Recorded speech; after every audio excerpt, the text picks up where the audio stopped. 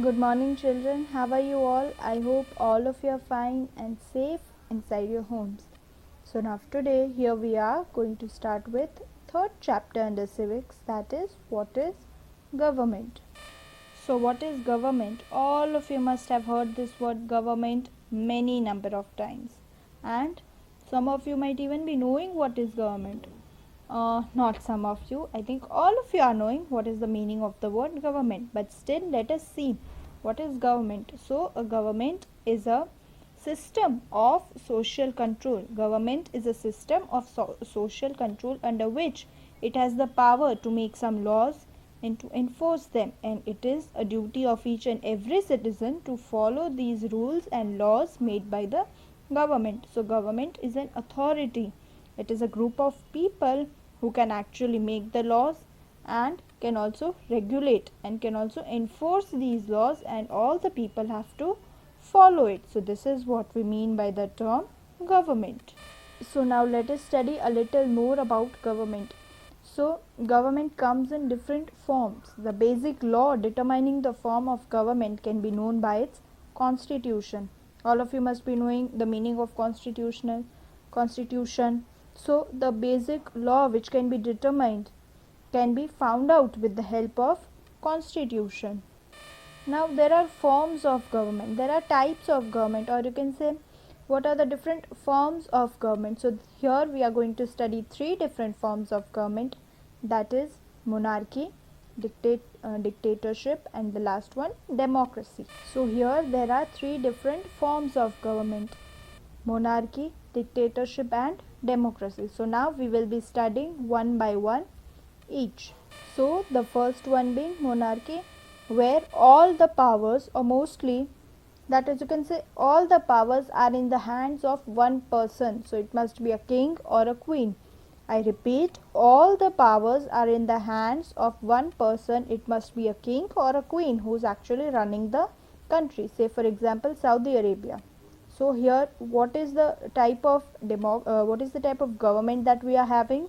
So here all the powers, all the rules, all the laws, whichever things which are going to be made on the part of the government will be made by him. The country has to do, the country has to follow all those things which this man is, which this king or the queen is going to say. So here there are no group of people, there is only one person who will control the government, who will have his own government, who himself will call him the government, where he will make his own rules, own regulations, policies, laws, and the citizens of that country have to follow it without any questions. So this is what we mean by the monarchy. Now here we have hereditary system, which means that, for example, he is the picture that you can see in the slide. He is the king of the country, say Saudi Arabia. So when he will grow older, when further he will die, so after that his son would be the next king of the Saudi Arabia country. So this is what we call hereditary system, which means that the king's son will be the next king, and after that the next king's son will be the next king. So this is how the family tree goes on, and this is how the monarchy system works. So here are some of the examples of the countries which are running with monarchy government in these days, in these times. So first one being Saudi Arabia, then we have Qatar, Oman. So these are the countries which are having this type of government. Next we have is dictatorship. So it is the next we have is dictatorship. So it is a type of government in which a single leader or a single group of party exercises control, it exercises power over the people of the country. So here all the powers, all the controls are in the hands of one particular party, and that particular party only exercises, only uses that powers and controls on the people of the country.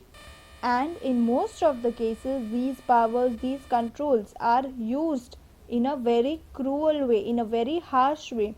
In the picture also you can see that it is here done like this. It means that what it is signifying: power, the presence of power that they are having, and so these powers are used in a very cruel way. Examples of this type of government which the countries are having can be North Korea, Sudan. So these are the countries which are having these type of governments today. Next is democracy. So all of you must be knowing that India is a democratic country. We have democracy over here. It means that power is in the hands of the people. Here we have elections. It means that we are able to give our vote to whichever candidate we want to give it to. So here we are having the freedom. Here the control, the power is in the hands of the people, where they can vote and they can select their representative for the country. They can select their own government. So this is what we mean by the term democracy. The biggest example for this democracy is our own country, that is India. Also countries like USA and Philippines are example for the same. So now these were the different forms of government which we are having, which we are studying in this chapter. Now let us have a quick recap of all the things that we have studied today. So firstly we had studied with what is government. So government is a group of people under the social control which or who can make laws and enforce them, and all the people of the country, all the citizens of the country have to follow it. Next is forms of government. So there are three different forms of government in this chapter which we are going to study, which we have already studied. So these three forms are monarchy, where we took the example of Saudi Arabia, only one person will rule the country. Next was dictatorship, where a small group of people will rule the country. There is no participation of citizens in this. And lastly we studied democracy, where there is full participation of the citizens, where they can choose and select their own government. So I hope you are clear with these topics. Thank you and have a nice day.